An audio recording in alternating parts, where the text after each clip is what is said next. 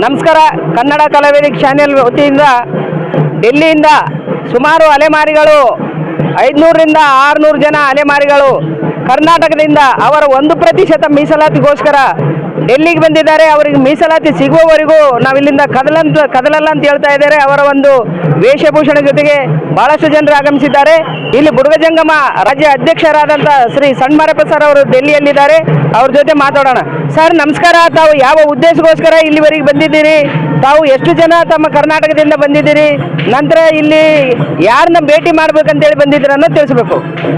Sir, ಮೊದಲನೇದಾಗಿ ಕರ್ನಾಟಕ ರಾಜ್ಯ ಬುಡಗಜಂಗಮ ಸೇವಾಭಿವೃದ್ಧಿ ಸಂಘದ ರಾಜ್ಯಾಧ್ಯಕ್ಷರು. ನನ್ನ ಹೆಸರು ಸಣ್ಮಾರಪ್ಪ ಅಂತೇಳಿ.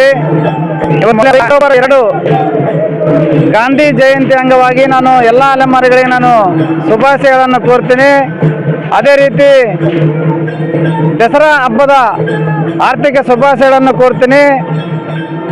ಮಾಧ್ಯಮದ ಮಿತ್ರರೇ, ತಾವು ಸುಮಾರು 2 ತಿಂಗಳಿಂದ ತಾವು ನೋಡಿದಿರಿ ನಾವು ಯಾಕೆ ಬೆಂಗಳೂರಲ್ಲಿ ಫ್ರೀಡಂ ಪಾರ್ಕ್ನಲ್ಲಿ ಹೋರಾಟ ಮಾಡ್ತಾ ಇದ್ದೀವಿ ಮತ್ತು ಬೆಂಗಳೂರಿಂದ ಕೂಡ ಇವತ್ತು ಡೆಲ್ಲಿ ಚಲೋ ಹಾಕ್ಕೊಂಡು ಡೆಲ್ಲಿಗೆ ಬಂದಿದ್ದೀವಿ.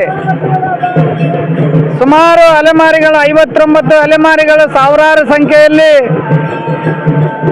ತಮ್ಮ ತನು ಮನದಿಂದ ಕೂಡ ಹಣ ಇಲ್ಲಂದ್ರೆ ಭಿಕ್ಷೆ ಬೇಡ ಆದ್ರೂ ಸುತ್ತ ಇವತ್ತು ಗಾಂಧಿ ಜಯಂತಿ ದಿವಸ ಜಂತರ್ ಮಂತರ್ನಲ್ಲಿ ನಾವು ಹೋರಾಟ ಮಾಡಿ ನಮ್ಮ ಅಹವಾಲುಗಳನ್ನು ರಾಷ್ಟ್ರೀಯ ವಿರೋಧ ಪಕ್ಷ ನಾಯಕರು ಮಾನ್ಯ ರಾಹುಲ್ ಗಾಂಧಿ ಅವರಿಗೆ ಮತ್ತು ಎಐಸಿಸಿ ಅಧ್ಯಕ್ಷರು ಮಲ್ಲಿಕಾರ್ಜುನ ಖರ್ಗೆ ಅವರಿಗೆ ಕರ್ನಾಟಕದಲ್ಲಿ ನಡೆದಿರುವ ಅಲೆಮಾರಿಗಳಿಗೆ 1% ಮೀಸಲಾತಿ ಅನ್ಯಾಯದ ಬಗ್ಗೆ ತಾವು ವಿಸ್ತಾರವಾಗಿ ಖುದ್ದು ಅವ್ರನ್ನ ಭೇಟಿ ಮಾಡಿ ಕೊಡಬೇಕನ್ನೋದು ಒಂದು ಉದ್ದೇಶದಿಂದ ನಾವಿವತ್ತು ಜಂತರ ಮಂತರ್ನಲ್ಲಿ ಸಾವಿರಾರು ಜನ ಮಹಿಳೆಯರು ಬಂದರು. ಎಲ್ಲ ನನ್ನ ಅಲೆಮಾರಿ ಬಂಧುಗಳು ಎಲ್ಲರೂ ಸೇರಿ ಕೂಡ ವಿವಿಧ ಕಲಾವಿದರಾಗಿ ನಾವು ಮನವಿ ಪತ್ರ ಕೊಡೋದಕ್ಕೆ ಬಂದರೆ ಮಾನ್ಯ ಎಐಸಿಸಿ ಮತ್ತು ರಾಷ್ಟ್ರೀಯ ವಿರೋಧ ಪಕ್ಷ ನಾಯಕರು ಮಲ್ಲಿಕಾರ್ಜುನ ಖರ್ಗೆ ಸಾಹೇಬರು ಇಲ್ಲ ಮತ್ತು ಮಾನ್ಯ ವಿರೋಧ ಪಕ್ಷ ನಾಯಕರು ರಾಹುಲ್ ಗಾಂಧಿ ಕೂಡ ಇವತ್ತು ವಿದೇಶಗಳಲ್ಲಿ ಇದ್ದಾರಂತೇಳಿ ನಮಗೆ ಗೊತ್ತಾಗ್ತಾ ಇದೆ. ಬಂಧುಗಳೇ, ಆತ್ಮೀಯ, ನಾನಿವತ್ತು ರಾಹುಲ್ ಗಾಂಧಿ ಅವರಿಗೆ ಹೇಳಕ್ಕೆ ಇಷ್ಟಪಡ್ತೀನಿ,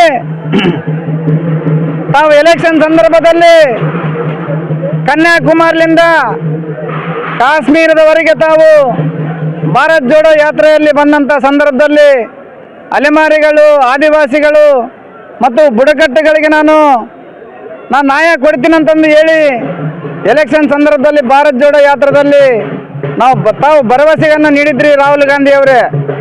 ನಂತರ ನಮ್ಮ ಎಐಸಿಸಿ ರಾಷ್ಟ್ರೀಯ ಅಧ್ಯಕ್ಷರು ಮಲ್ಲಿಕಾರ್ಜುನ ಖರ್ಗೆ ಸಾಹೇಬರು ಕೂಡ ಕರ್ನಾಟಕದಲ್ಲಿ ಎಲೆಕ್ಷನ್ ಸಂದರ್ಭದಲ್ಲಿ ಮಾನ್ಯ ಸಿದ್ದರಾಮಯ್ಯ ಜೊತೆಯಲ್ಲಿ ಸೇರಿ ತಾವು ಅಲೆಮಾರಿಗಳಿಗೆ ನಾವು ನ್ಯಾಯ ಕೊಡ್ತೀವಿ, ಸ್ವಾತಂತ್ರ್ಯ ಬಂದು 78 ವರ್ಷ ಆದ್ರೆ ಇನ್ನು ಇಂದಿಗೂ ಕೂಡ ನೀವು ಟೆಂಟಲ್ಲಿದ್ದೀರಿ, ನಿಮ್ಮ ಬೇಡಿಕೆ ನಾವು ಈಡೇರಿಸ್ತೀವಿ ಅಂತೇಳಿ ತಾವು ಎಲೆಕ್ಷನ್ ಸಂದರ್ಭದಲ್ಲಿ ಮಾತು ಕೊಟ್ಟು ಮಾನ್ಯ ಸಿದ್ದರಾಮಯ್ಯ ಕಡೆಯಿಂದ ಹೇಳಿಸಿದ್ರಿ. ಮಾನ್ಯ ಸಿದ್ದರಾಮಯ್ಯ ಸಾಹೇಬ್ರು ಇರ್ಬೋದು, DK ಶಿವಕುಮಾರ್ ಇರ್ಬೋದು, ಎಲ್ಲರಿಗೆ ಆ ರಾಜ್ಯದ ರಾಜ್ಯಾಧ್ಯಕ್ಷರು DK ಶಿವಕುಮಾರ್ ಜೊತೆಗೆ ತಾವು ಮಾತಾಡಿ ನಮ್ಮ ಅಲೆಮಾರಿ ಬಂಧುಗಳಿಗೆ ಮಾತು ಕೊಟ್ಟಿದ್ರಿ.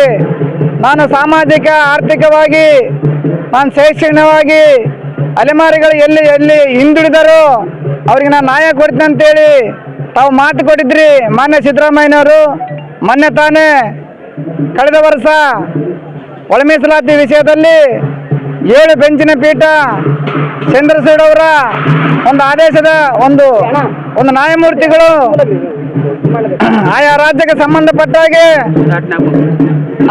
ಸಂಬಂಧಪಟ್ಟಾಗೆ ತಾವು ಒಳ ಮೀಸಲಾತಿ ಕೊಡ್ಬೋದು, ರಾಜ್ಯದ ಆರ್ಥಿಕ ಸಾಮಾಜಿಕ ಹಿಂದುಳಿಕೆಯನ್ನು ನೋಡಿಕೊಂಡು ತಾವು ಕೊಡ್ಬೋದು ಅಂತಂದೇಳಿ ಆಯಾ ರಾಜ್ಯಗಳಿಗೆ ತಾವು ತೀರ್ಪನ್ನು ಕೊಟ್ಟರೆ ಆ ತೀರ್ಪಿನ ಅನ್ವಯವಾಗಿ ಕರ್ನಾಟಕ ರಾಜ್ಯ ಸರ್ಕಾರ ದೀನ ದಲಿತರ ಪರವಾಗಿ ಅಂತ ಹೇಳಿದ್ರಿ.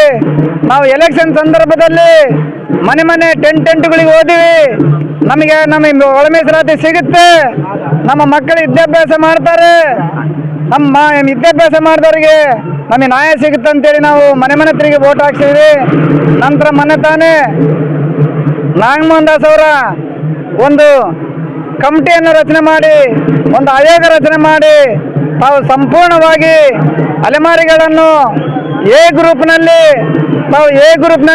1% ಮೀಸಲಾತಿ ಕೊಡಬೇಕಂತೇಳಿ ರಾಜ್ಯ ಸರ್ಕಾರಕ್ಕೆ ಮನವಿ ಪತ್ರ ಕೊಟ್ಟರೆ, ವರದಿ ಕೊಟ್ಟ ನಂತರ ಆ ರಾಜ್ಯ ಸರ್ಕಾರ ಮಾನ್ಯ ಸಿದ್ದರಾಮಯ್ಯ ಸಾಹೇಬ್ರು ಏನು ಮಾಡ್ತಾರೆ, ತಾವು ತಮ್ಮ ರಾಜಕೀಯಕ್ಕೋಸ್ಕರ, ತಮ್ಮ ಕುರ್ಚಿಯನ್ನು ಉಳಿಸಿಕೊಳ್ಳೋದಕ್ಕೋಸ್ಕರ ತಾವು ಸಚಿವರ ಪ್ರಭಾವಿ ಸಚಿವರ ಮಾತು ಕೇಳಿ ಎಡಗೈಗಾರು ಬಲಗೈಗಾರು ತಾವು ಮತ್ತು ಬೋವಿ ಲಂಬಾಣಿ ಕೊಲಂಬೋಗಳ ಜೊತೆ ಸೇರಿಸಿ ನಮ್ಮ 1% ಕೂಡ ಅವರಲ್ಲಿ ಮರ್ಜ್ ಮಾಡಿ ನಮಗೆ ಮಾಡಿರುವ ಅನ್ಯಾಯದ ಬಗ್ಗೆ ನಾವು ನಿರಂತರವಾಗಿ ಹೋರಾಟ ಮಾಡ್ತಾ ಇದ್ದೀವಿ. ಆದರೆ ಸುತ ಮಾನ್ಯ ಮುಖ್ಯಮಂತ್ರಿಗಳು ತಾವೊಂದು ನಿಯೋಗ ಕೂಡ ಹೋಗಿದ್ದೀವಿ, ಹಲವಾರು ಬಾರಿ 3 ಬಾರಿ ನಿಯೋಗ ತಗೊಂಡೋಗಿ ಸ್ವಾಮಿ ಸಿದ್ದರಾಮಯ್ಯ ಸಾಹೇಬ್ರಿಗೆ ನಮಗೆ ಈ ಥರ ಅನ್ಯಾಯ ಆಗಿದೆ, ನಮಗೆ ನಾಗಮೋಹನ್ ದಾಸ್ ಅವರು ಏನು ವರದಿ ಕೊಟ್ಟಿದ್ರು ಆ ವರದಿ ಪ್ರಕಾರ ಕೊಡಿ ಸ್ವಾಮಿ ಅಂತ ನಾವು ಕೇಳಿದ್ರೆ ಯಾವುದೇ ಕಾರಣಕ್ಕಾಗಲ್ಲ, ಇದು ನೀವು